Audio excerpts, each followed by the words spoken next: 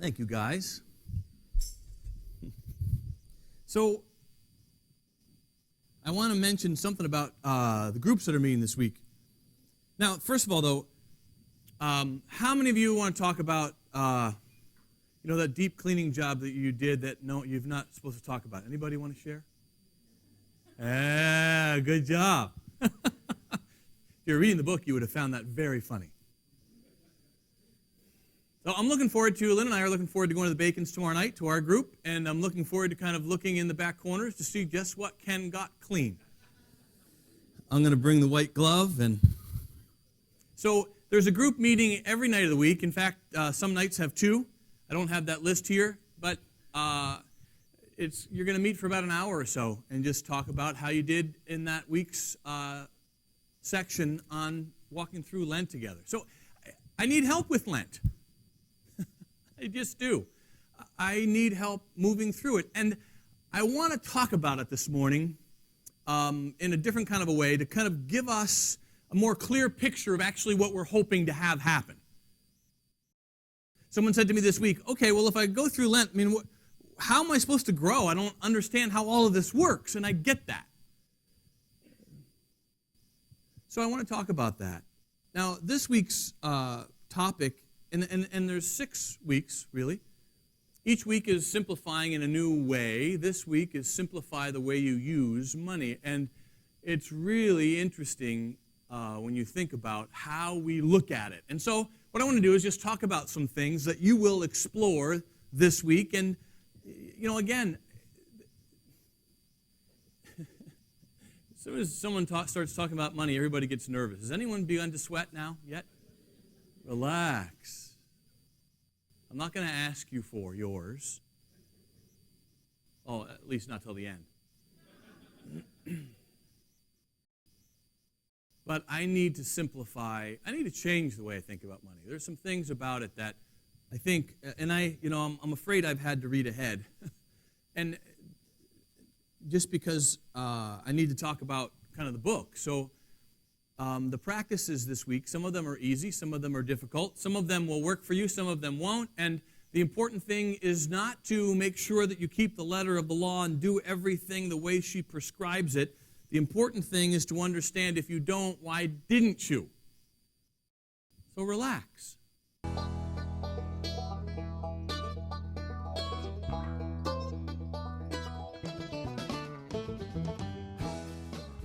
Well, congratulations, everyone. You've gone through Ash Wednesday, and we're beginning really the first full week of Lent.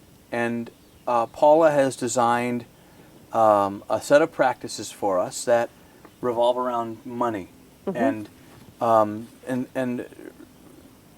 actually simplifying the use of money. But talk about why that's important, and talk about one or two of the practices that kind of stick out to you for this week. Well, just like we were saying in the first section about clearing space, and that job that you did without taking credit for it shows the little door into vainglory or whatever that we aren't even aware we're suffering from.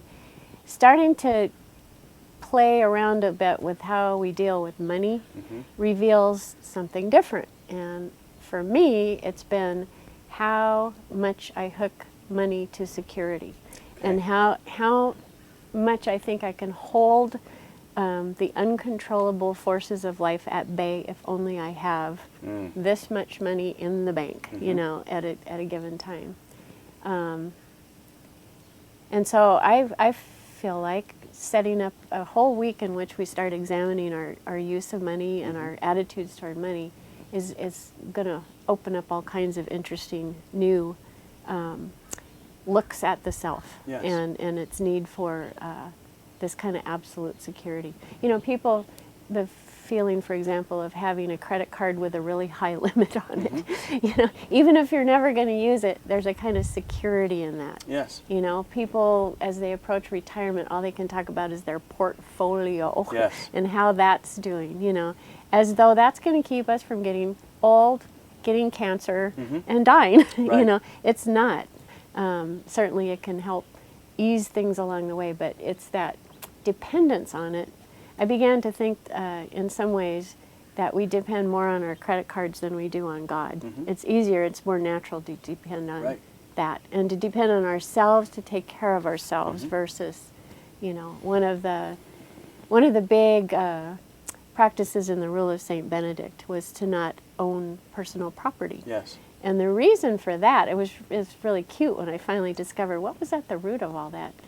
It was that they discouraged monks from having personal property because once they had some little treasure, even if it was a very minor thing, they clung to that because it gave them some kind of something no one else had, And then they thought about, well, what if I get old and they don't take care of me here and I have to leave? I could always take this little thing and sell it, And so it's like a hedge between us and the unknown. Right. And that's why I think it's important to see. Obviously we need money. We need to be able to support our children and help people, and there are wonderful things that are done with money. But to become so addicted to it as a hedge against disaster is unrealistic. Number one, and so that's why I chose that for this chapter. Okay, and so the exercises that you've designed for us. There's nothing sacred about them. No. Again, the point is to just give yourself permission to do them, even if you don't understand them, and see what it brings up for you. Exactly. And that's the great thing about this community group, is that you can talk about what has come up for you. And our hope is it's a safe place to talk about that. Yeah. And that's pretty easily arranged, I think, ahead of time. If you sort of have an agreement with one another that, what comes to the group stays in the group, that kind of stuff, then I think people will be willing to open up and talk. The interesting thing is some people may find that it's a huge relief. Not a huge relief to cut up a credit card. It's not a hard thing to do. It's something they've been longing to do without realizing it, that they didn't want that burden of that debt anymore, And so interesting, isn't it, that the very thing that they thought gave them freedom was creating bondage. That's right. And when getting rid of it, they now feel a sense of freedom. They feel that they've been liberated somehow, Beautiful. So simplifying the way we use money is week number one. Week number one. Paula, thank you. You're welcome. Good luck.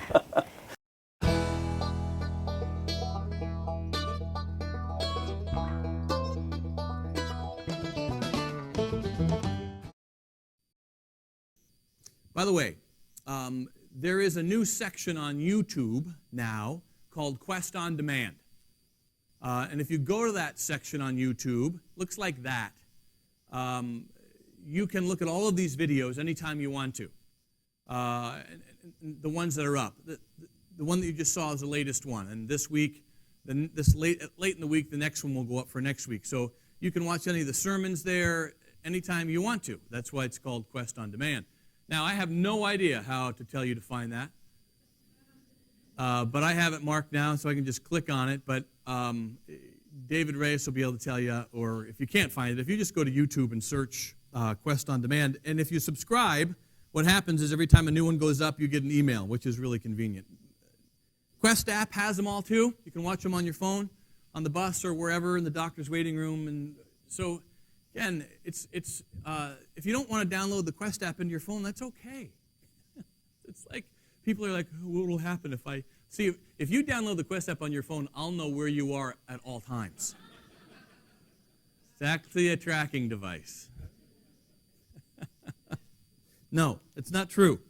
So all of these things are just, our hope is to make things accessible, that's all. And I think if they're accessible, we're more prone to participate in them. So I want to add a little bit of clarity on why we do practices and exercises like this. And I want to do it using an illustration that Jesus is actually using. So there is this passage in Mark chapter 2 where Jesus and his disciples are traveling. They travel by foot, obviously, and they're moving through this grain field. It's a Sabbath, which is a Saturday. Sabbath in the Hebrew mind is 6 o'clock on Friday night to 6 o'clock on Saturday night.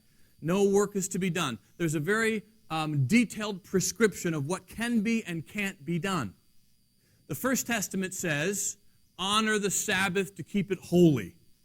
And since that was written down by Moses, religious leaders over those hundreds of years gave it detail. Now that means, so because, people like you and I aren't smart enough to figure out what that means, religious leaders are there to tell us, right? Well, it means you can do this, but you can't do this. It means and it got ridiculous by the time Jesus showed up, so that you could be arrested by the temple police if you dragged a chair across your kitchen, because the kitchen floor was made of dirt, and by dragging a chair across it, you were creating a furrow and thus farming on Saturday. That's what rules do, right? Rules get more and more specific. So Jesus and his disciples are walking through this beautiful wheat field. It's a Saturday afternoon, and as they're walking, you ever walk through like wheat, and you kind of do this, and it brushes through your... It reminds me of like the opening scene of Gladiator. Remember that? He's walking through the field, and the wheat is kind of sifting through his hands, and as that happens, they close their fist on a few heads of wheat and pop it into their mouth, and a Pharisee sees them and says, Rabbi, you had better admonish your disciples because they're harvesting on the Sabbath. And Jesus said, you're kidding me, right? But he said it like this. He said to them, the Sabbath was made for man, not man for the Sabbath. That is so important. See, what religion says is you were made to keep the rules. What God says is, I've put some things in place to keep you healthy and happy. And this is the difference to me. Lent is a trellis. We've all seen these, right? You could perhaps plant a rose bush down there, and the rose would climb up on the trellis. The detail of the trellis, though, is not the point, right? I mean, this is an attractive trellis. It's like cedar or redwood. But if the plant is healthy, the plant soon covers it up so that you can't see the trellis at all. The point isn't the trellis. The point is that the trellis gives the plant some structure so that the plant can grow in a healthy way. That a plant that needs to be trellised does not have enough physical integrity on its own in order to spread out and be as healthy as it could be. Think about a tomato cage in the same way.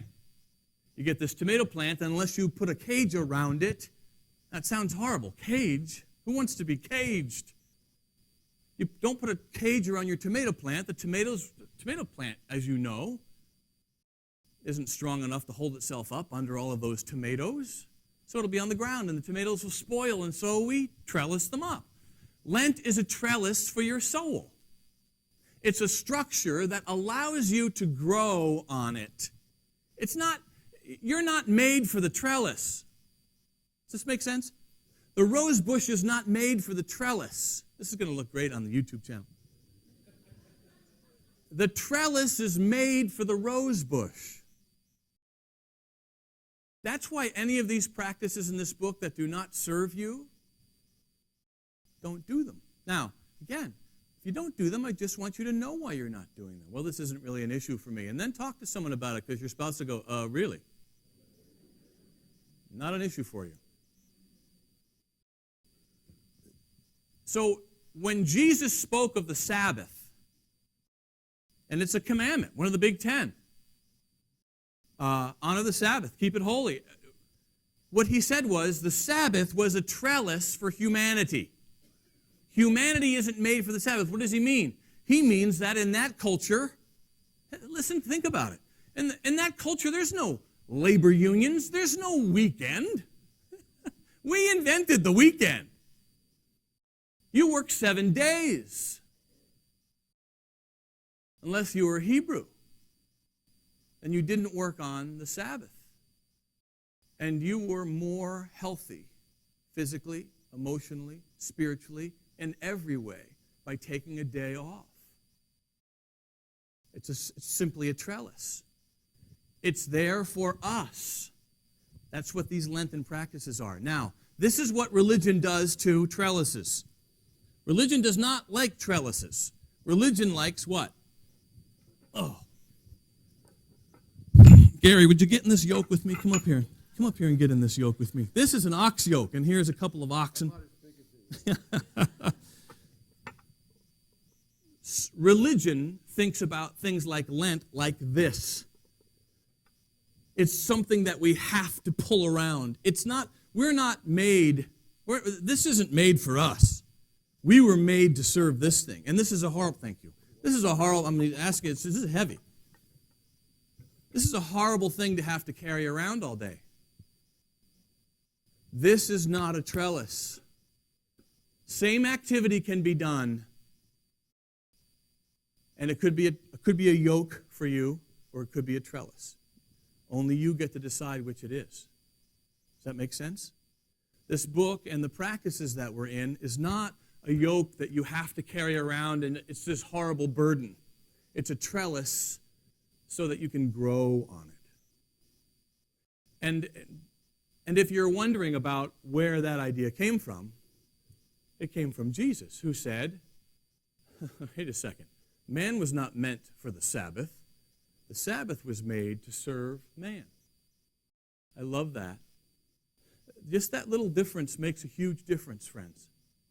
So as you move through the weeks, think about the yoke and the trellis, and my hope is that this will help to trellis you up so that you will be able to have some structure and grow. We need structure, I get that. Some of us need more than others. Whatever works for you. Now, I'm not saying create your own designer spirituality. That's not what I'm saying at all. So if you find something that doesn't work for you in here, then I want you to think about why it's not working for you. Is it not working for me because I don't really need to do that? Or is it not working for me because I don't want to go there? Different, right? It's different. Welcome home, Karen. Yeah, it's different. So I want to move on to the use of money. And I want to, there's a lot of passages that have to do with money. And it's very funny because the church has been guilty of mishandling the way we talk about money for a long time. Not necessarily our church, but the church in general. Sometimes I've talked to people who say, I no longer go because all they wanted to do is get my dough. I want to read you a passage written by the Apostle Paul. It's from a letter he wrote called 1 Timothy. Now, Timothy was a protege of Paul's. And he writes Timothy this letter to help him understand how to kind of do this work in starting and helping churches, how to shepherd people. And he writes these words about money. Godliness with contentment is great gain. That word contentment is a great word. For we brought nothing into the world and we can take nothing out of it, but if we have food and clothing, we will be content with that. This is obviously not written in an American context. Right? Because that would not make, I have to say, I'm not content if I just have food and clothing. There's a simple matter of a bed.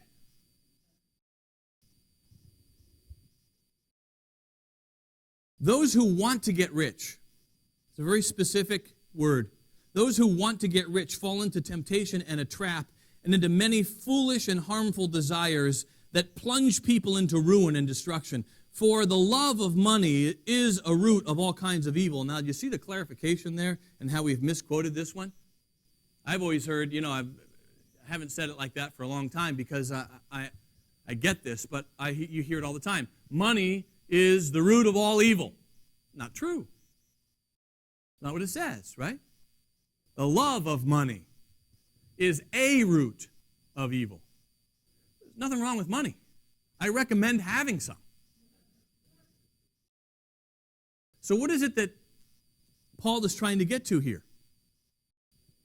He says the love of money is the root of all kinds of evil. Some people, eager for money, have wandered from the faith and pierced themselves with many griefs. So I want to talk about money this morning, just briefly, in these ways. First of all, money is not evil.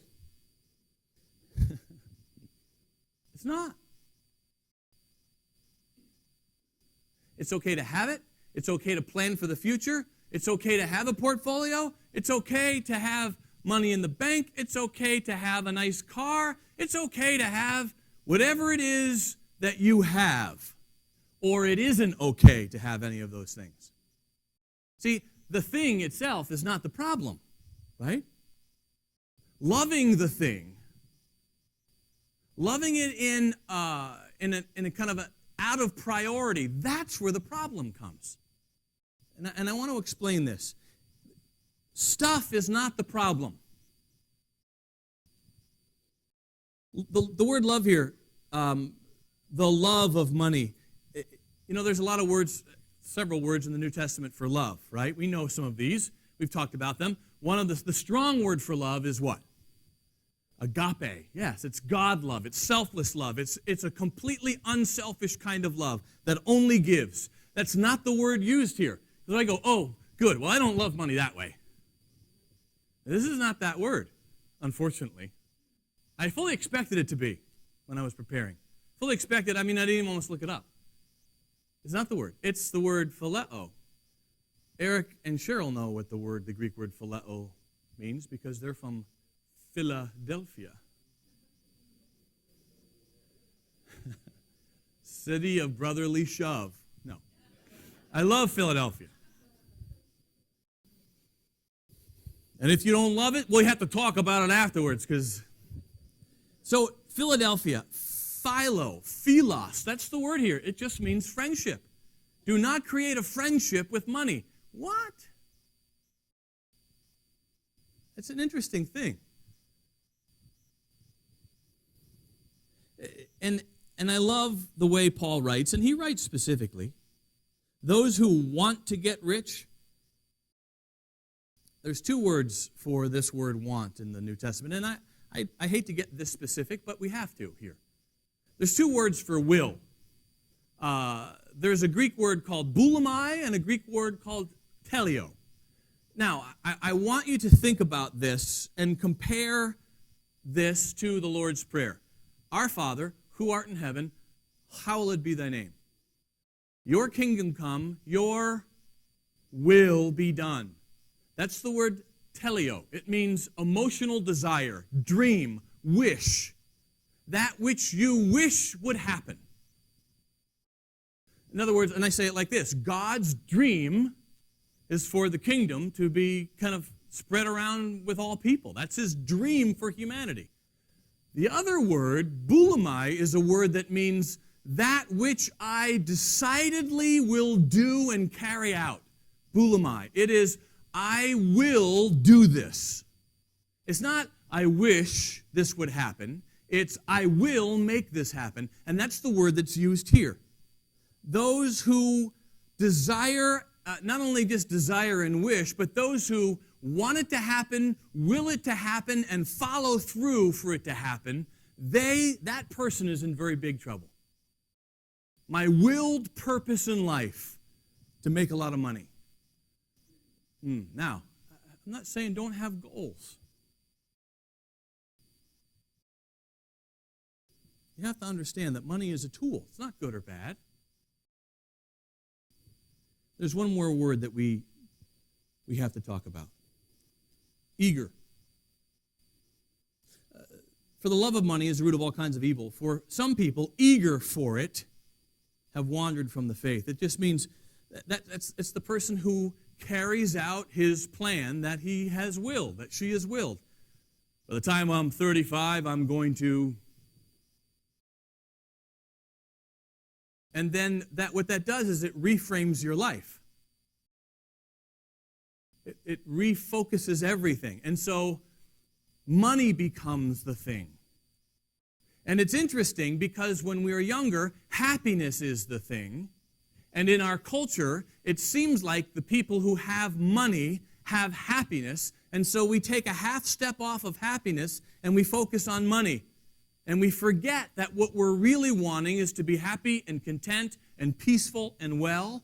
And we begin to kind of become eager to have a lot of money because somehow we've kind of bought into the idea that having that money will give me happiness. Not true. Now again, I know some very happy people who have a lot of money. Because there's nothing wrong with money. The real question is this: why is money so appealing? Why do we want money? Now, I have to say, I like money. I love having money in my pocket when I'm walking around. I love knowing that if something comes up, I have the resources to take care of it. Why is money so appealing? Do we just want more stuff? I don't think that's it. I'm sorry, Tori? Security is one of the big issues. I don't really need more stuff. Now, I'm not going to stand up here and say there's nothing in this world that I want. That's just not true. There are things that I want. I would like to take my family on a very nice getaway for our 30th anniversary sometime this summer. It's going to cost money. 6 of us. Like, whose idea was this? I would like a 1953 Vincent Black Shadow. I think that's quite reasonable. I mean, there are things that I would like. And it's not like but I know what not to give up in order to get those things. So it's not more stuff that we want. I mean, you know that. I mean, we're talking about people who thought that this trinket would make them happy, then we got the trinket, and guess what, right? We've been there. It's not going to make me happy. It's not more stuff. More power? Money certainly gives you power. In fact, the most powerful people in our culture are the people who have the most amount of money. You want to get someone elected? What does it take? It's amazing what you can buy with advertising. You can buy an elected official. And I'm being a little bit cynical, but if I recognize a name when I go into the voting booth and I haven't done my homework, then, we know what happens, right? I don't find a lot of people, though, that are just purely after power. I'm not sure that's it. Now, it might be it for some of us. I think what it really comes down to is what Tori mentioned. I think it's more control. We love control. Now, I want to be careful, and I don't want to accuse us of something of which we're not guilty, but what I really like is to have enough money to do what I want. I can remember when I was in college, one of the things that I remember my mother saying to me, which is, I remember very little about that detail. But we would call once in a while, and I was in Minnesota, they were in Pennsylvania, and she would say, "Do you have any money?" And I said, "No, I don't have any money." "Well, don't you have any walking around money?" And I would say no, and she would send me, this was 1982, so she'd send me $20, and that was like, wow. But I can remember when I was in college that not having any money in my pocket wasn't a problem for me. I was on the meal plan, but now I have to say, if I leave the house without this money clip, I go back. Now, of course you need gasoline, I get all that, but it's not that for me. There's something about reaching in my pocket and feeling this money clip that I think isn't all good in my heart. Now, I'm open to the fact that I'm exaggerating, but that's one of the reasons I'm looking forward to walking through this week, because there's something about that bothers me. Again, I love the way Henry David Thoreau talks about money. I just love it. And one of my favorite quotes, along many. Now, so Henry David Thoreau left city, the community he lived in, and went and built this small little shack on Walden Pond in New Hampshire. You know the whole story. If you don't, then you should read Walden. He said this: do we own our tools, or do our tools own us? That's a good one.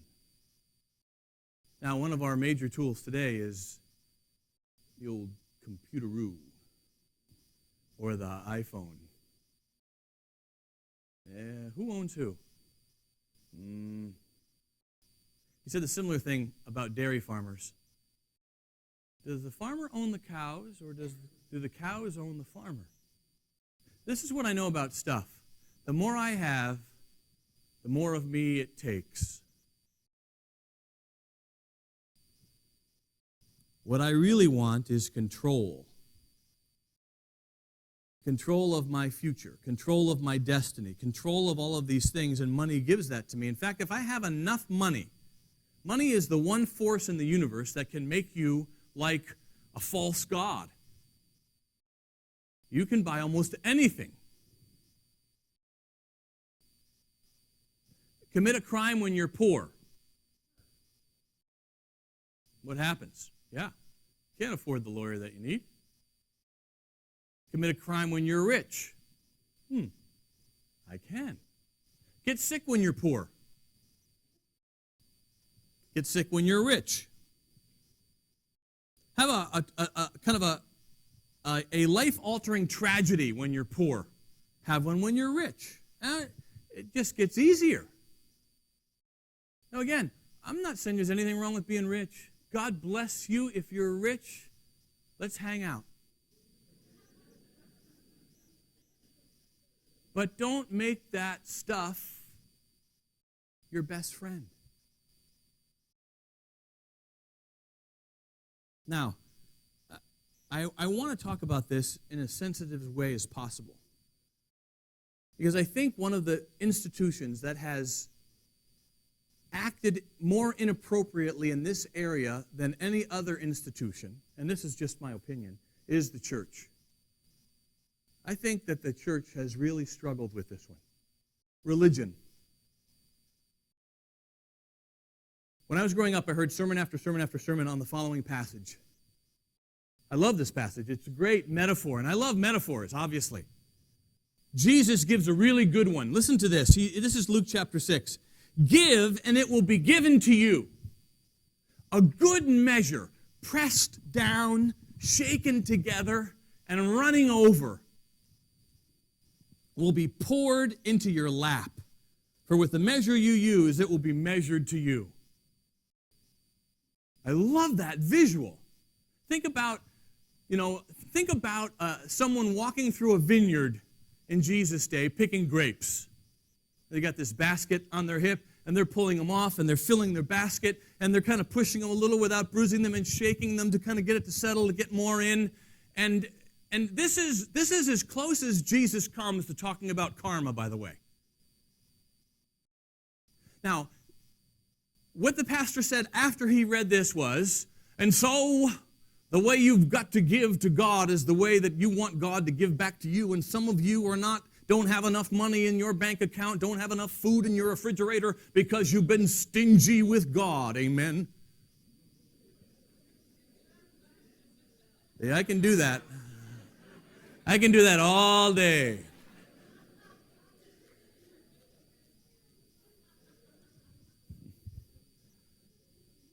And it seems to say that until you read the verse before it and realize Jesus isn't talking about money. Well, what's he talking about? Can I read it to you? Luke chapter 6.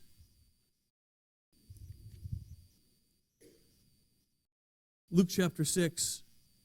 But I tell you,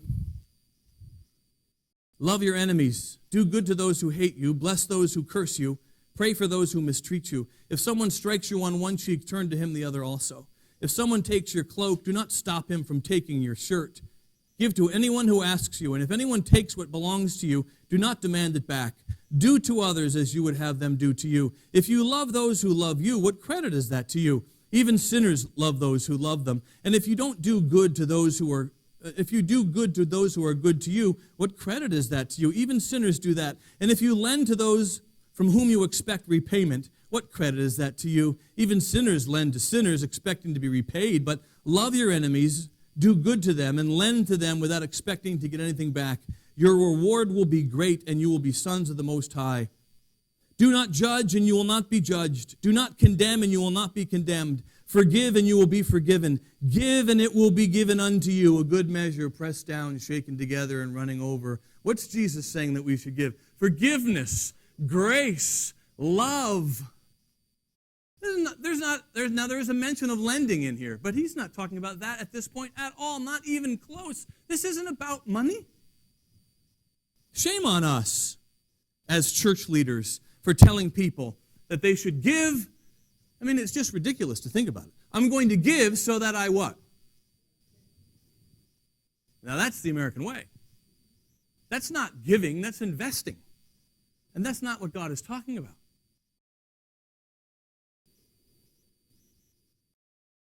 I love this story of Zacchaeus, and I'm going to close here and go into communion. Zacchaeus, who wants to sing the song? Zacchaeus, in Luke chapter 19, was a man who loved money. He loved it like a friend. Money was his best friend. Luke describes him as not only a tax collector, but a chief tax collector. It's the only time in the whole New Testament that the word chief tax collector is used. It meant he's in charge of the tax collectors. Now, tax collectors in the first century worked for Rome, and they were considered traitors to their Jewish friends and neighbors, because they could take the Roman tax and then impose their own tax on people, and that's how they made their living. So Zacchaeus had a team of tax collectors that went out collecting taxes, and stealing from people, and then Zacchaeus would take a percentage of what they took, and so this guy was rolling in the dough. He was hated in Jericho.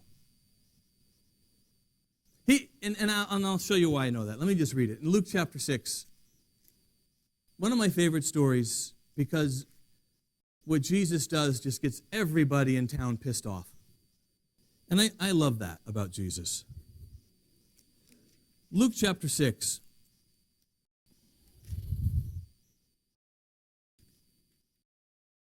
I'm sorry, Luke chapter 19. What am I doing? You guys were probably all over that. Luke chapter 19. Jesus entered Jericho and was just passing through. A man was there by the name of Zacchaeus. He was a chief tax collector and was wealthy. He wanted to see who Jesus was, but being a short man, he could not because of the crowd.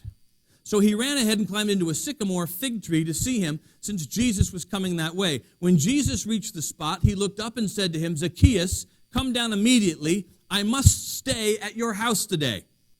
So he came down at once and welcomed him gladly. They went and they had lunch. Listen to this. All the people who saw this, and they began to mutter, he has gone to be the guest of a sinner. How wonderful.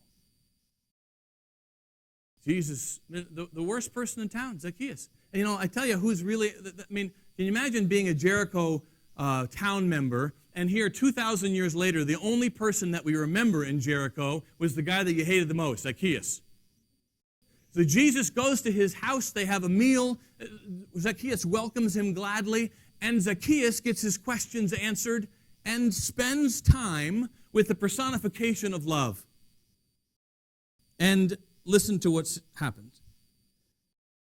And Zacchaeus stood up and said to the Lord, Lord, look, here and now I give half of my possessions to the poor, and if I have cheated anybody out of anything, I will pay back 4 times the amount. And Jesus said to him, today salvation has come to this house, because this man too was a son of Abraham, for the Son of Man came to seek and to save that which was lost. How did salvation come to Zacchaeus' house? Well, it was obvious because his view of money completely changed. He was a thief, and he gave it back.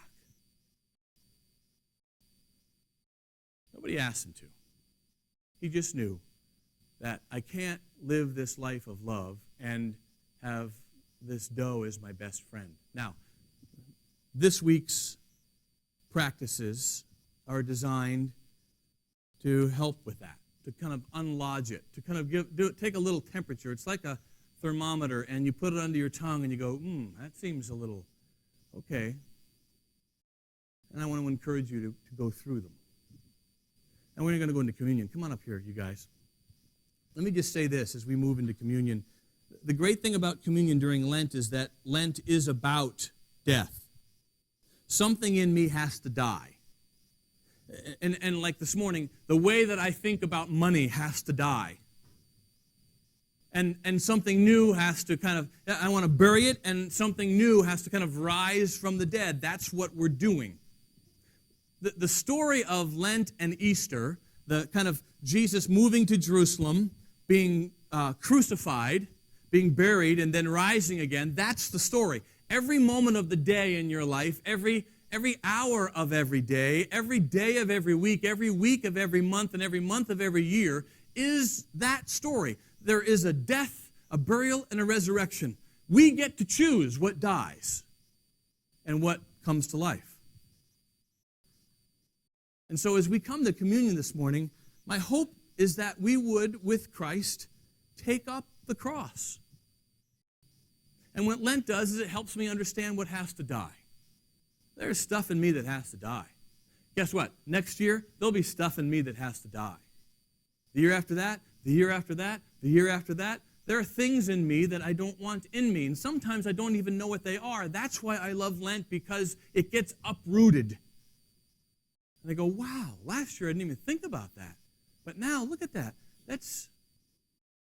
And so as you come this morning for communion, remember the words of Jesus. He said this, "As often as you eat this bread and drink this cup, you do proclaim my death until I come." And so the Apostle Paul reminds us in 1 Corinthians 11 that Jesus, on the night he was betrayed, took bread and he broke it, and he gave it to his disciples, and he said, "Take, eat, this is my body." And in the same way, after supper, he took the cup and he passed it around and said, "Drink this. This is like my blood, which is going to be shed." What's the idea, friends? The idea is this. The idea is that there's something in us that has to be broken and die. And when we dip that bread in that juice, we remember that that's what happened to Christ. And we embrace it. I embrace it. So I want to invite you to come. Now, there's baskets up here. I don't want anyone to think that if you put in a 10, God's going to give you 20. Not going to happen.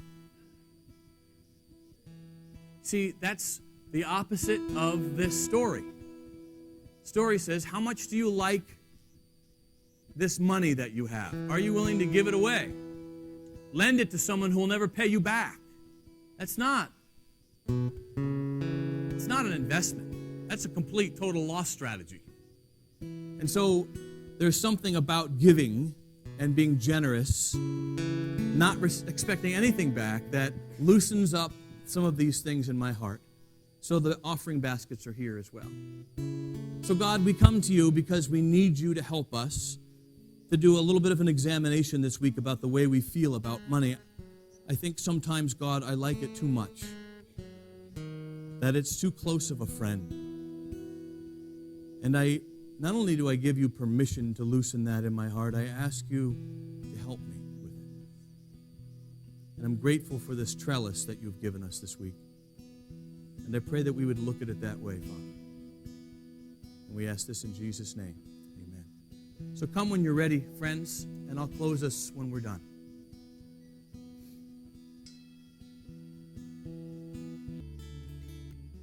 At the same time, the disciples came to Jesus asking, who gets to be in charge in God's kingdom? Don't ask him that. For an answer, Jesus called over a child. Gracie, are you out there? Can you hear me, Gracie? Look out there. See the little girl in the pink shirt? That's Gracie Caldwell. Next Sunday morning, she's going to be baptized here. She sat in my office this week, and I said, Gracie, why do you want to be baptized? I I want to reconnect with God. We had a conversation, and when it was over, I just said, God, please help me be more like this young girl. Her name is Grace. How poetic is that? It's what Jesus said. For an answer, Jesus called over a child whom he stood in the middle of the room, and he said, I'm telling you once and for all that unless you return to square one and start over like children, you're not even going to get a look at the kingdom, let alone get in. Whoever becomes simple and elemental again, like a child, will love God's kingdom. That's all. Father, I'm grateful to have the opportunity to uproot things and to become simple again. And so I pray that you would help us do that work. I'm so grateful for the quest, God. I want to pray for Jonathan's father, who's struggling with cancer. And I want to pray for Jim's father, struggling with sickness as well. For Virginia, who's at home. So many, Lord. We bring them to you because they are your sheep and you care for them. And I pray that this week, as we walk through this new opportunity to look at the way we look at money, that you would help us to honestly see and hear what's true. I pray this in Jesus' name. Amen. If you want to find the Quest web stuff on YouTube, I'm told that it's not easy to find under Quest on demand, but just search Quest Novato and you'll find it. I have confidence in you. All right, you guys, have a great day. Fickle my heart and now woozy my eyes. I struggle to find any truth in my lies. Now my heart stumbles on things I don't know. This weakness I feel I must finally show.